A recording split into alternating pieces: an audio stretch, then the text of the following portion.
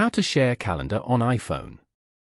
To share calendar on your iPhone, you first need to open up the calendar app on your iPhone. Then you will see an interface like this, where you will be able to see the months of the running year. Tap any of the month that you want to share. Once you're in, tap on the calendars button at the bottom of your screen. Now, go to the eye icon for whichever one you want to share.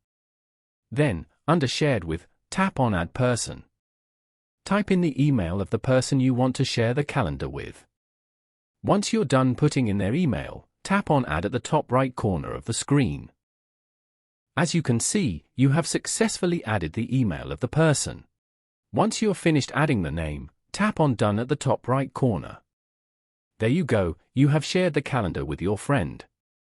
By following these simple steps, you can easily share calendar on iPhone. Thank you for watching. Please leave a like if this tutorial helped you, or leave a comment below if you have any questions related to the video.